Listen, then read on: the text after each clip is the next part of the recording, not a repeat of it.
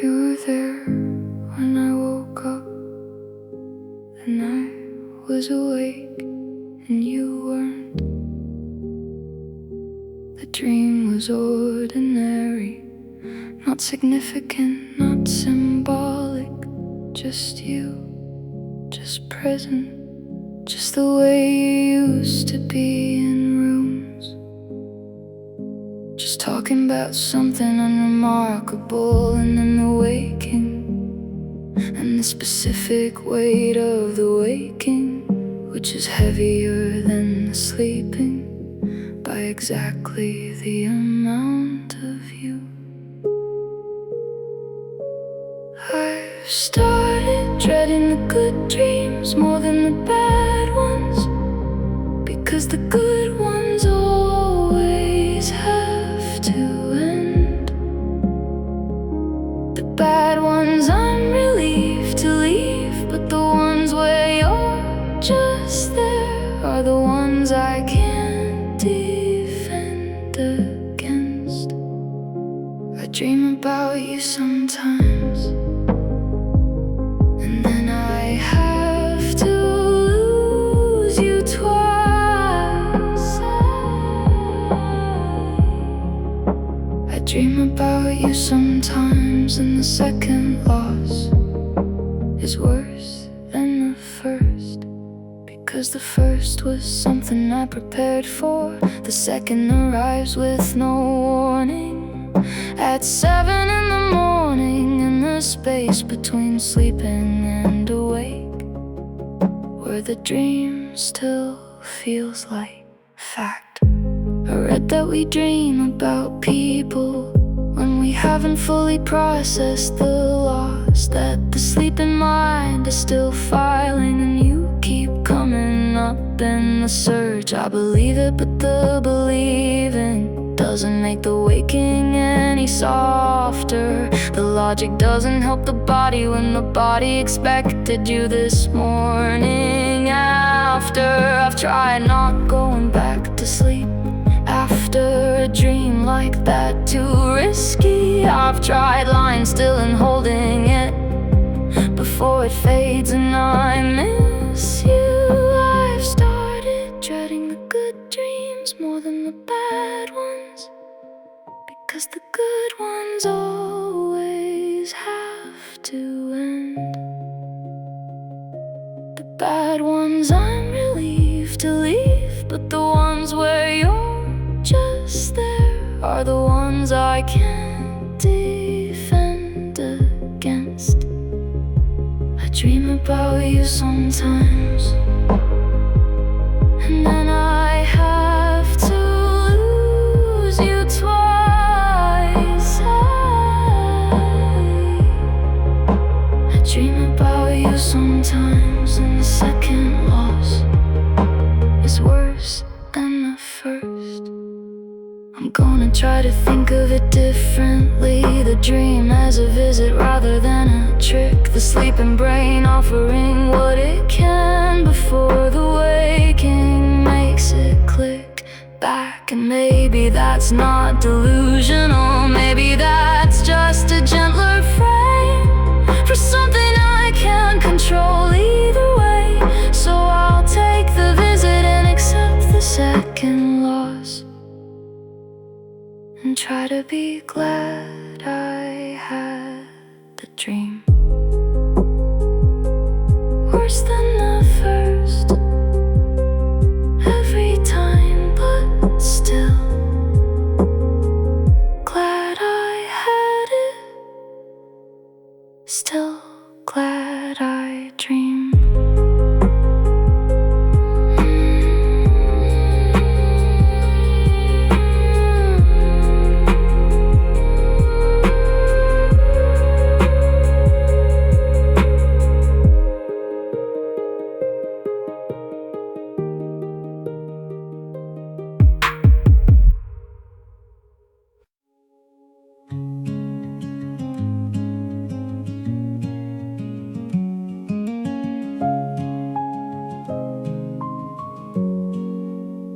Took myself out to dinner on a Friday, sat at the table with a book and a glass of wine.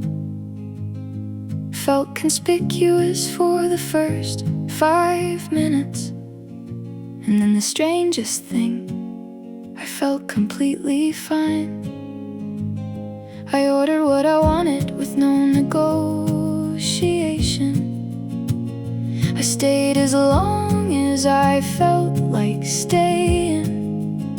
I had the whole meal without checking to see if someone next to me was okay with what I was saying. And it was such a small thing, a table for one, but I hadn't been alone with myself in so long. I'd forgotten that I was someone worth eating with, that my own company could be right where I belong. I'm starting from myself this time, building from the inside, not the outside in. I'm starting from myself this time, learning what it feels like to be my own beginning, not waiting for someone else to tell me who I am, not building myself around another person's plan. I'm starting from myself this time, and it's the most terrifying, freeing thing.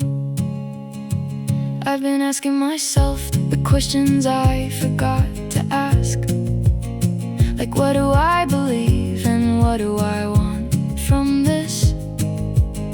Not from a relationship, not from someone else, but from the days ahead and from the life I live. Small things first, I wrote a list of things I like, 5 songs, 3 places, what I want for my mornings, and reading my own handwriting on that paper felt like a reintroduction without warning. I'm starting from myself this time, building from the inside, not the outside in. This isn't lonely, I wanna be clear. This is the first time in years I feel spacious. There's room for me in my own life right now, and I'm choosing to live in it, choosing to face it. I'll love someone again, I know that I will, but next time I'll come in whole and not as a fragment. Next time I'll know what I'm bringing to the table, because I sat there with myself and had the practice, knew myself, started from myself.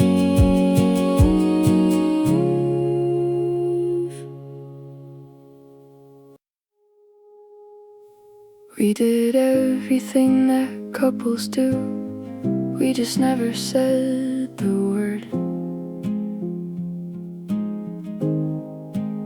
We had our restaurants and our references, our whole vocabulary that nobody else had heard.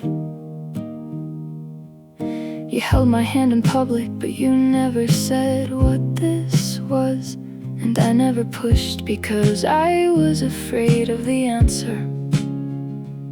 So we lived in this beautiful, uncertain in-between, like a song that you can feel but doesn't know what genre it's after.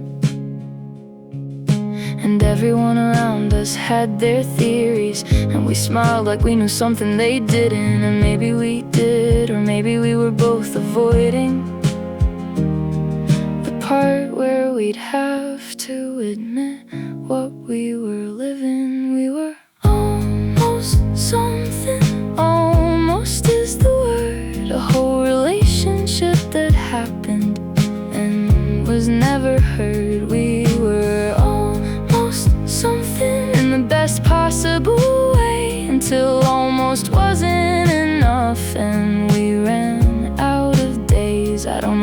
call this when people ask me. I wasn't your girlfriend, but I wasn't nothing either. We were almost something, and almost is the hardest thing to leave behind. I went through the grief without the public acknowledgement, because we were never public in the way that counts. Nobody brought me flowers or checked in properly, because to them it was just a thing that didn't amount, but it amounted. I want that on the record. It was real whether or not it had a name. The almost love is just as hard to lose as the named kind. The unnamed hurt the same. We were almost something, almost is the word.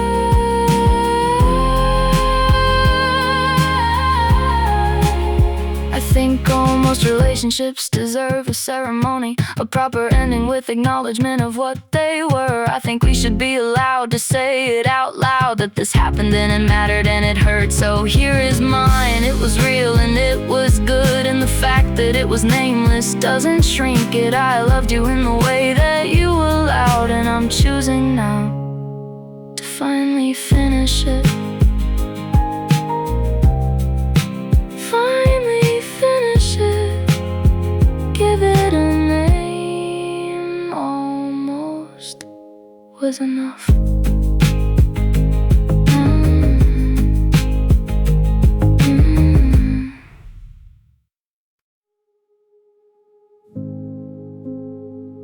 You were there when I woke up, and I was awake, and you weren't. The dream was ordinary, not significant, not symbolic. Just you, just present, just the way you used to be in rooms, just talking about something unremarkable.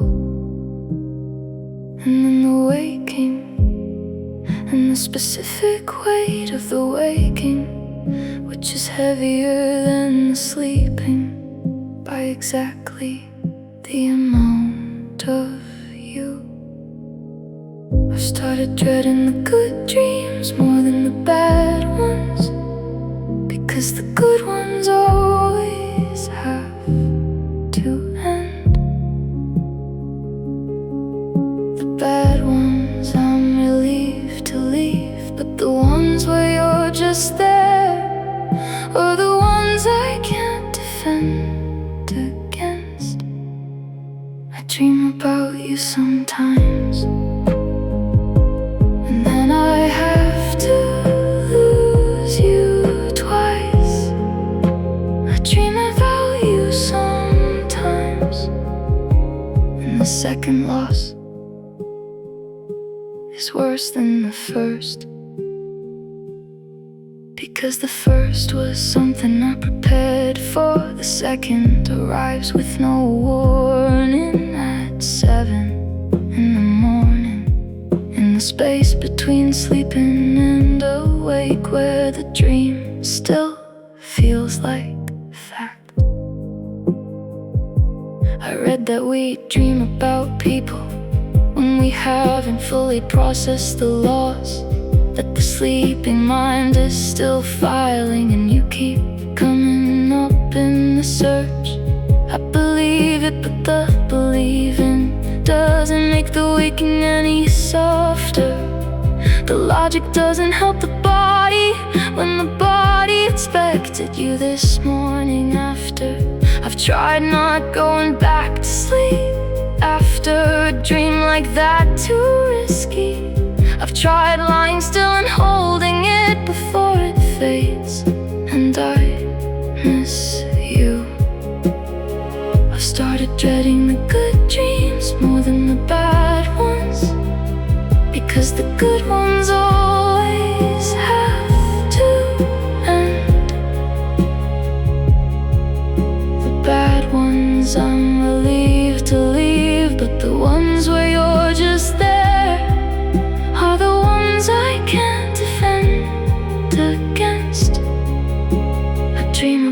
you sometimes, and then I have to lose you twice.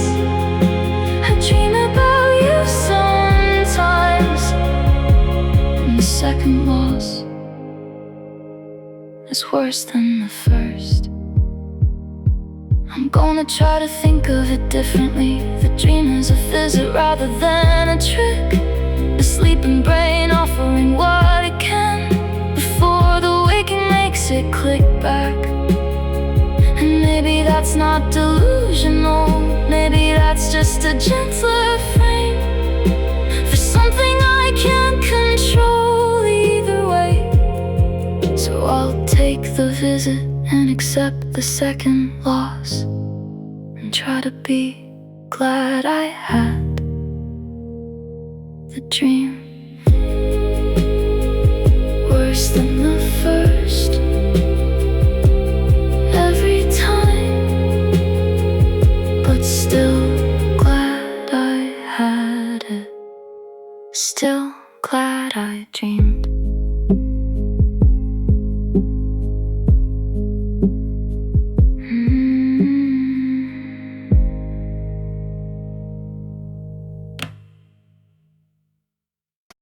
Had a funny thing happen at work today.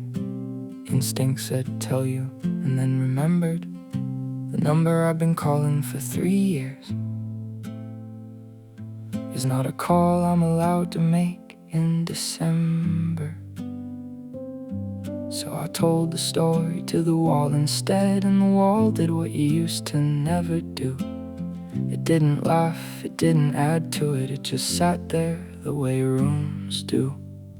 And I realized somewhere in that silence how much space you took up in my daily life. Not just the big things, not just the feelings, but the running commentary, the ordinary twice. Who was I talking to before I met you? Before you were the first call and the last. Who was I sending all the small things to? Before you were the context for my whole day's cast.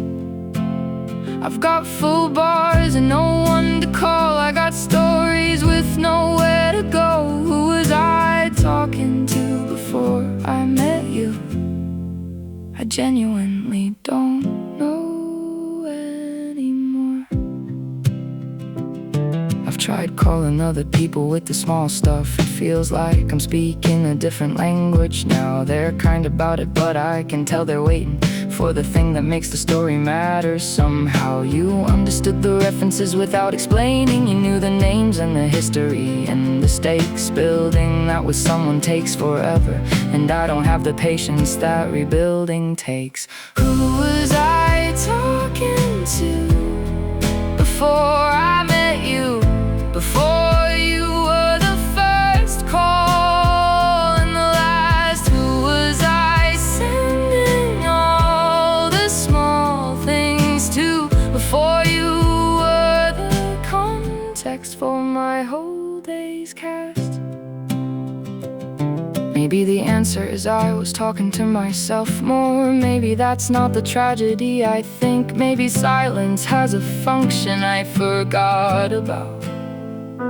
Maybe I was living on the private side of things. I'm going to try it, sitting with the stories. Not every moment needs a destination. Maybe some things can just happen and be over without becoming someone else's narration. Without becoming someone else's.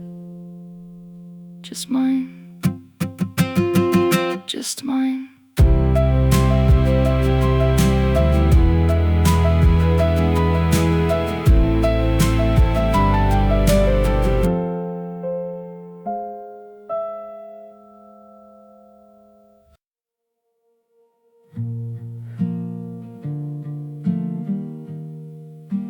Sunday night hits different when you're by yourself. The week ahead is empty, and so is everything else. I've eaten the same dinner 3 Sundays running. I've watched the same kind of show. There's a specific Sunday ritual I've built for having nowhere particular to go. Not bad exactly, just heavy. The way the last day of the week sits on the chest with a particular gravity that Monday always tends to break. I used to have Sunday plans, or at least the shape of them, the possibility. Now Sunday is just Sunday from the morning until I fall asleep, and it becomes Monday, mercifully. Sunday night sadness, it has a specific weight. Sunday night sadness, tomorrow doesn't help, and tonight won't end.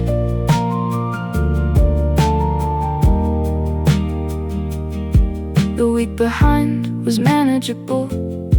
The week ahead is still unknown. Sunday night sadness is the one that catches you between everything you've handled and the next thing on your own. I called a friend at 7, she was busy. I called another, she was having people around. I sat with the phone for a bit after thinking about the social physics of a Sunday night in town. Everyone seems to be somewhere on a Sunday, or at least there's somewhere they belong. And I'm here with the lamp and the rain and the leftovers, trying not to let the Sunday last too long. I'm not saying this to be dramatic, I'm saying it because it's honestly true that Sunday nights were different with someone in them, and the difference started and ended with you. I used to have Sunday plans, or at least the shape of them, the possibility. Now Sunday is just Sunday from the morning until I fall asleep, and it becomes Monday, mercifully. Sunday night sadness, it has a specific weight. Sunday night sadness, tomorrow doesn't help, and tonight won't end.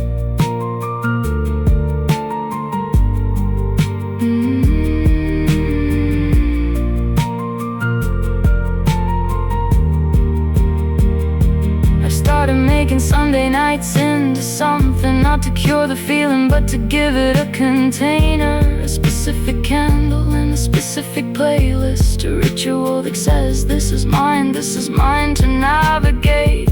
And it helps a little, not completely, but little is the currency of this particular season. I'm learning to live inside the Sunday, with the sadness as a companion, not a reason to call it anything other than a hard night that becomes a Monday, and then a week, and then somehow fine won't end. Still Sunday, still heavy, still mine, still Sunday, still Sunday. First letter, your name comes up. I hover there, then scroll past. I've been doing this for months now. This daily small pretend that I'm looking for something else, that your name isn't how it ends. Every time I open up my context, every time my thumb goes hey, you're there before anything else. You were always there that way. I could move you to the bottom, I could alphabetize by last name now. But even that would be a decision about you, and I'm not ready for that somehow. Your name in my contacts, first one I see. Your name in my contacts, haunting me. Still the first letter, still the first name, a number I'll never call again, a name I can't let go. Your name in my contacts is the smallest way I keep you close. My friend said just delete it, said you won't even notice that it's gone. Said people do it all the time, it's practical. Said it doesn't mean the grief has moved on. I understood what she was saying, I understood the logic of the act. But there's something about the name being there that makes you feel less erased, less gone, less fact. And I know you exist whether it's there or not. I know the number's just a number in a phone, but your name in my contacts is the last place where you still officially belong. I could move you to the bottom, I could alphabetize by last name now, but even that would be a decision about you, and I'm not ready for that somehow.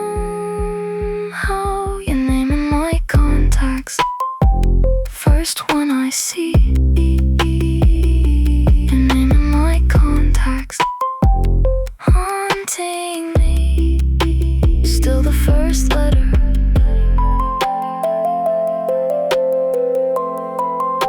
still the first name. Maybe someday I'll press delete and feel nothing but fine. Maybe someday the name will just be a name and not a door I keep walking past every time. But today is not that day, and tomorrow doesn't look much different. So I'll hover and scroll past again and call it something other than resistance. First letter, still you, still there, still first letter.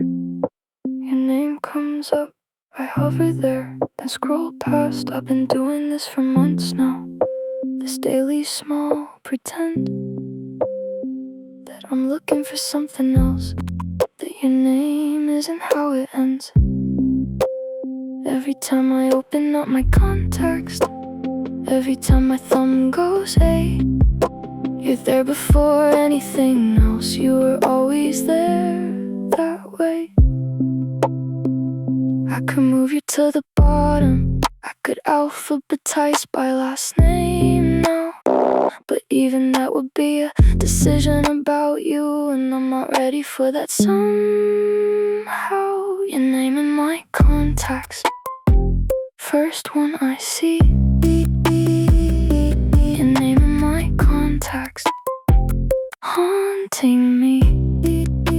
Still the first letter, still the first name, a number I'll never call again, a name I can't let go. Your name in my contacts is the smallest way I keep you close. My friend said just delete it, said you won't even notice that it's gone. Said people do it all the time, it's practical. Said it doesn't mean the grief has moved on. I understood what she was saying, I understood the logic of the act. But there's something about the name being there that makes you feel less erased, less gone, less fact. And I know you exist whether it's there or not. I know the number's just a number in a phone, but your name in my contacts is the last place where you still officially belong. I could move you to the bottom, I could alphabetize by last name now, but even that would be a decision about you, and I'm not ready for that somehow. Your name in my contacts, first one I see.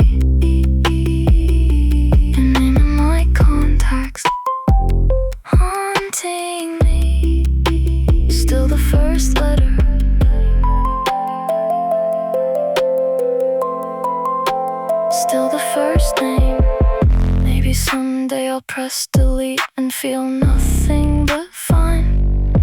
Maybe someday the name will just be a name and not a door I keep walking past every time. But today is not that day, and tomorrow doesn't look much different. So I'll hover and scroll past again and call it something other than resistance. First letter, still you,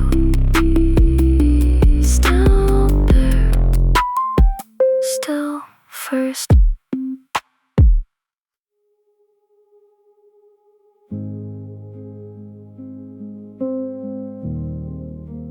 Drove past the street last week. Had to take a different road after the muscle memory turned the wheel before I could stop it. And there it was, the corner, the building, the specific angle of light at that time of day. I held it together until the next junction, then had to pull over for a minute anyway. I sat there with the engine running, watching nothing in particular, giving the feeling the minute it needed before I could start being regular again. And I thought I'd been doing well, I thought I'd mapped the danger zones, but the body keeps a different map that the mind doesn't always know. Some places still have you in them. I can feel it when I get too close.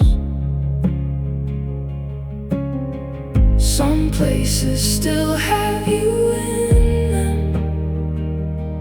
So I've been taking the long way home, the extra 15 minutes, the back roads and the detours. Some places still have you in them, and I'll go around them for a while. It's not every place, most places are fine. The coffee shop is fine, the park is fine. It's the specific ones we made specifically ours that have your name written in the lines. The restaurant where we always had the same table, the bookshop where we'd split up and meet again, the corner of the car park with the bad lighting where we had that conversation in the rain. Those places aren't just places anymore, they're time that I can't go back into. And standing in them now caused something that I'm not always ready to go through. And I thought I'd been doing well, I thought I'd mapped the danger zones, but the body keeps a different map that the mind doesn't always know. Some places still have you in them. I can feel it when I get too close. Some places still have you in them. So I've been taking the long way home.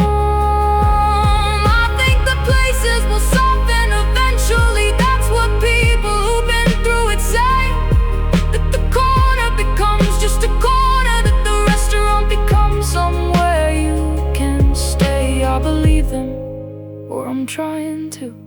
I'm adding the long routes for now, not forever. I'm just managing the geography of grief until the map becomes something lighter.